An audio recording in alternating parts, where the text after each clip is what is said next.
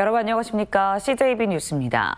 어제부터 코로나19로 인한 실내 마스크 착용이 의무에서 권고로 완화됐습니다. 실내 마스크 착용이 개인 자율에 맡겨진 건데 대다수가 건강과 안전을 염려해 아직은 마스크를 벗지 못했습니다. 진기용 기자입니다. 개학을 맞은 고등학교 교실, 교사도 학생도 여전히 마스크를 착용하고 있습니다. 실내 마스크 의무가 해제됐지만 안전을 염려해 3월 새학기가 시작될 때까지는 마스크를 쓰기로 한 겁니다. 마스크가 없으면 약간 좀 어색하다고 해야 되나 그런 것 같아서 일단 봄이 될 때까지는 좀 추위도 그렇고 그런 거 막는 용으로라도 쓰지 않을까.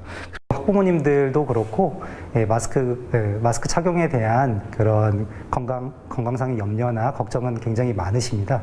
그래서 본교도 그런 부분을 좀 충족하고자. 학원의 분위기도 크게 다르지 않습니다. 마스크 착용이 의무인 통학버스 안에서뿐만 아니라 수업 중에도 착용하고 있습니다. 코로나19와 독감이 동시 유행하고 있는 만큼 우선 마스크를 쓰면서 추위를 지켜보겠다는 겁니다. 코로나로 인해서 결석하는 학생보다 독감으로 결석하는 학생들이 비중이 훨씬 높고요. 상황이 되는지에 따라서 조절이 될 것 같아요.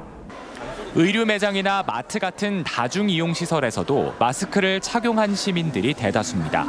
마스크를 벗은 모습은 간혹 눈에 띄는데 실내 마스크 의무 해제에 대한 시민 의견은 엇갈립니다. 마스크를 쓰면 물론 예방이 된다고는 하는데 큰 그거는 없다고 보거든. 지금처럼 더 빨리 나와서 모든 시설에서 다 벗었으면 좋겠어요. 세균이나 이런 것들이 감염 바이러스들이 많이 퍼져 있는 상황이기 때문에 아직까지는 마스크를 좀 쓰고 다니고. 2년 3개월 만에 실내 마스크 착용 의무가 사라지게 됐지만 걱정에서든 습관적이든 자발적 마스크 착용은 상당 기간 지속될 전망입니다. CJB 진기훈입니다. 아직도 불법 올무를 이용해 밀렵을 하는 사람들이 있습니다. 밀렵의 방식도 잔인한 데다 야생동물뿐만 아니라 등산객들의 안전한 산행에도 위협이 되고 있습니다. 이태영 기자입니다. 청주시 미원면의 한 야산, 나무 밑에 고라니 사체가 놓여져 있고 주변에 낙엽을 파헤쳐보니 곳곳에 올무가 설치돼 있습니다. 살아있는 멧돼지를 잡기 위해 죽은 고라니를 미끼로 쓴 겁니다. 이곳부터 반경 50m 안에서만 고라니 사체 6마리와 여러 개의 올무가 발견됐습니다. 모두 불법으로 설치된 것들입니다. 여기서 잡혀갖고 여기서 막 몸부림쳤을 거 아니에요, 그죠? 몸부림치다 보니까 피가 나고 여기 심지어 다 여기 피거든요, 이런 식으로. 멧돼지가 유해 야생조수로 지정돼 있다 하지만 허가를 받지 않은 밀렵 도구를 이용해 잡는 것은 엄연한 불법입니다. 게다가 밀렵 과정에서 멸종 위기종이나 천연기념물 등이 걸려들 위험성도 있습니다. 미끼로 쓰인 고라니 사체 역시도 이 불법 올무를 사용해 포획한 것으로 추정됩니다. 현장에서는 다른 야생동물들이 잡혔던 흔적이 흩어져 있습니다. 올무 같은 경우에는 특정 소수의 동물을 포획하는 게 아니라 불특정 다수의 동물을 포획하기 때문에 천연기념물이라든가 멸종위기종 같은 게 걸릴 수 있기 때문에 이렇게 밀렵된 멧돼지들은 암암리에 유통될 수밖에 없어 아프리카 돼지열병 등 감염병 확산의 우려도 큽니다. 확산 차단 구역이라고 해서 미원면이 묶여 있습니다. 그래서 혹시라도 아프리카 돼지열병에 걸린 멧돼지 개체가 있었을 때 이 소독이나 방역을 철저하게 해야 되는데 이 무분별하게 불법 포획을 했을 경우에 또한 어디 숨어 있을지 모르는 올무에 등산객들의 안전도 장담할 수 없습니다. 금강유역 환경청과 청주시 등은 주요 밀렵 장소를 중심으로 수색을 이어가는 한편 올무 등의 출처에 대해 경찰 수사를 의뢰할 방침입니다. CJB 이태현입니다. 음성군의 한 시골 마을에 위치한 농업법인 고추 건조시설에서 기름 500톤이 유출됐습니다. 기름이 주변 하천까지 퍼져 곳곳이 시꺼멓게 변했는데 추가 확산을 막기 위한 긴급 방제 작업이 진행되고 있습니다. 박원 기자입니다. 음성군 금왕읍의 한 시골 마을입니다. 도랑 사이로 흐르는 물줄기에 검은 기름이 잔뜩 껴 있습니다. 이로 인한 악취도 마을 곳곳에 퍼집니다. 주민들은 200m 떨어진 곳에 위치한 농업법인의 고추 건조 시설에서 나온 것이라고 말합니다. 그러나 주말 내내 아무런 조치가 없어 이미 주변으로 기름이 다 퍼진 상태라고 하소연합니다. 어제 왔을 때 악취가 심하고 그다음에 이 기름으로다가 많이 흐르고 있었어요. 기름때도 많이 심각하게 있었고 그래요. 기름이 도랑을 타고 흘러내려와 하천이 이렇게 시꺼멓게 변했습니다. 음성군이 긴급 조사에 나서자 농업법인 측은 유출 사실을 시인했습니다. 보일러 기름 탱크에서 기름이 샌 것으로 보인다며 흡착포를 붙이고 긴급 방제 작업에 들어갔습니다. 공장을 안 돌리고 다시 지금까지 한 번도 안 돌렸고 2달 동안은 우리 정비를 아니라고 그게 밸브를 잠갔는데 그게 이게 지금 제대로 안 돼 있었는가 계속 흘러내렸어요. 하지만 주민들은 지난해 가을쯤부터 주말만 되면 비슷한 일이 반복됐다고 주장하고 있습니다.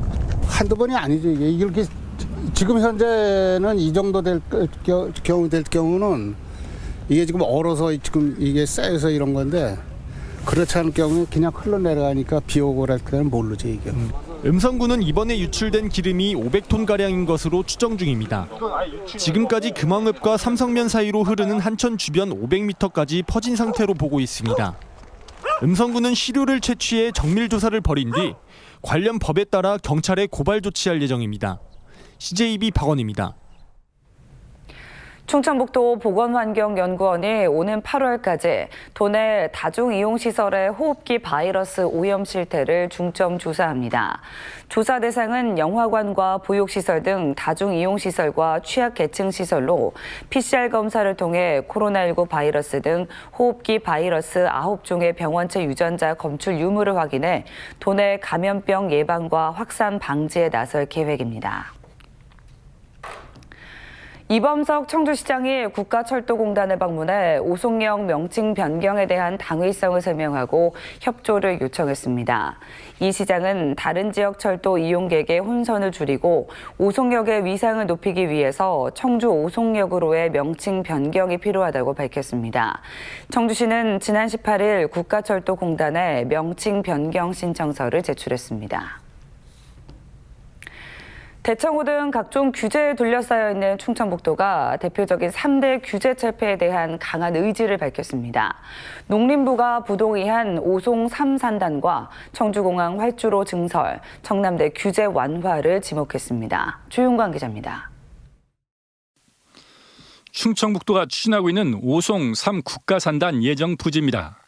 이 중 주거와 공공, 지원시설 용지를 제외한 산업용지는 262만 제곱미터 규모로 전체 2.7배에 해당하는 면적에 대해 190개 기업이 투자 의향서를 제출하거나 투자 계획을 밝혔습니다. 하지만 지난해 11월 농림부가 농업진흥지역이 93%가 포함된다며 농지를 산단으로 전용하는 데 부동의했습니다. 충청북도의 주력 산업인 바이오 관련 기업 유치는 물론 구체화되고 있는 카이스트 바이오 메디컬 타운과 AI 바이오 영재국 국제학교 입주에도 빨간불이 켜졌습니다. 농업진흥지역이 너무 많다라는 것이고요. 두 번째는 입주 수요를 못 믿겠다. 그래서 면적을 좀 줄여라라는 부분하고 또 토지 이용 계획상 주거 지역이 면적이 많지 않느냐. 코로나19를 딛고 지난해 이용객 300만 명을 돌파한 청주공항은 개항 26년을 맞았지만 여전히 동네 공항 이미지를 벗어나지 못하고 있습니다. 활주로 2개 중 1개는 공군 군항기 전용이고 나머지 1개를 군항기와 민항기가 나눠 쓰고 있어 사실상 민항기 활주로는 0.5개에 불과합니다. 대형 여객기나 화물기는 활주로가 짧아 뜰 수도 없어 활주로 연장이나 증설 필요성이 꾸준히 제기되고 있습니다. 대청호를 둘러싸고 있는 상수원 보호구역과 수변 지역 등 2중 3중의 규제는 민선 8기 충청북도의 주력 사업인 레이크파크 르네상스의 최대 걸림돌입니다. 특히 청남대는 옛 대통령 별장 당시에 지정됐던 규제를 그대로 받고 있습니다. 온갖 규제의 멍에를 뒤집어쓰고 옴짝달싹도 할 수 없는 처지의 저와 충북이 앞장서서 윤석열 정부의 규제 철폐 전쟁의 최선봉에 서겠습니다. 최근 SNS를 통해 윤석열 대통령에게 답답한 심경을 토로한 김영한 지사는 법 제정을 추진하고 있는 중부내륙 연계 지원 특별법과 별개로 우선 시급한 3대 규제 철폐를 위해 정부 상대에 강력한 행동 의지를 밝혔습니다. CJB 조윤광입니다. 국내 전기교육을 이끌어온 한국전기공사협회가 신사옥을 짓고 오송시대를 개막했습니다. 연간 약 4만 명의 교육생을 배출할 계획이어서 지역 경제에도 효자 역할을 할 전망입니다. 장원석 기자입니다.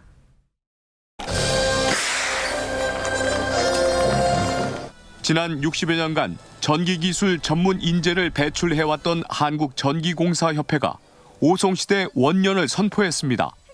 신사옥 부지 선정부터 6년 만에 서울 등촌동에서 청주 오송으로 완전히 이전한 겁니다.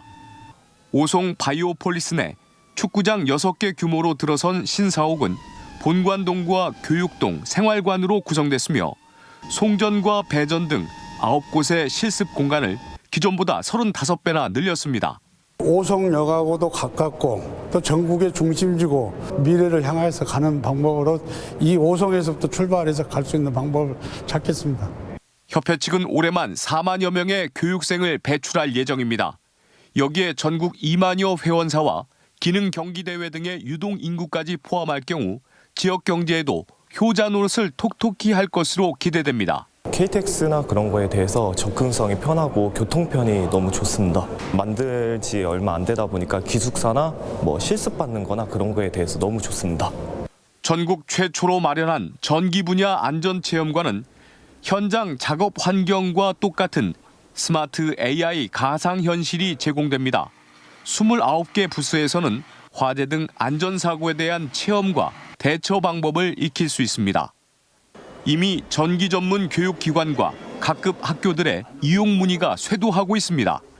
자기 적성에 맞고 또 전망도 밝은 전기 직업을 잘 가질 수 있도록 유인하는 목적으로도 안전체험관이 사용되고 있습니다. 한국전기공사협회는 새로운 도약과 전국 중심 오송 등 사업 비전을 제시하고 전기 분야 100년 대계를 향한 출사표를 던졌습니다. CJB 장원석입니다. 올해 충북대학교병원의 인턴 모집 지원율이 112%로 역대 최고를 기록했습니다. 충북대병원에 따르면 정원 34명인 인턴 과정에 모두 38명이 지원했습니다. 최근 충북대병원은 지난 2019년과 2021년 103%를 제외하고는 해마다 인턴 정원을 채우지 못했습니다. 인턴 지원율이 높다는 것은 지역 의료 인력 수급이 좀 더 원활해진다는 것을 의미합니다. 한국농촌경제연구원이 지자체의 발전 정도와 잠재 역량을 분석해 발표하는 2022년 지역발전지수 평가에서 진천군이 군 지역 전국 2위를 차지했습니다. 진천군은 지역 경제력과 주민활력 부분에서 각각 전국 순위 13위와 7위에 올랐으며 지역발전 선순환 모델을 전략적으로 추진한 것이 주요했다고 보고 있습니다. 제29대 충북지방변호사회 회장으로 양원호 변호사가 취임했습니다. 고려대 법대를 졸업한 양 신임 회장은 충북대 로스쿨을 거쳐 2012년 변호사 개업을 했습니다. 양 회장은 도민들의 재판받을 권리 보장을 위해 청주 가정법원을 유치하고 이론과 실무가 조화된 지역 법조 문화를 확립하겠다고 말했습니다. 제12회 충청북도 스키협회 장배 생활체육 스키대회가 강원도 횡성군 웰리일리 스노우파크에서 열렸습니다. 이번 대회는 알파인 스키 회전과 스노우보드 부문에 스키 동호인과 선수 등 100여 명이 참가해 평소 갈고 닦은 실력을 겨뤘습니다. 올해로 12회째를 맞는 생활체육 스키 대회에는 올해 유치부를 신설하는 등 스키 꿈나무 발굴과 함께 청장년부, 실버 골드부 등 연령별로 다양한 대회가 개최돼 도내 스키붐 조성에도 이바지하고 있습니다. 이상으로 CJB 뉴스를 마칩니다. 고맙습니다.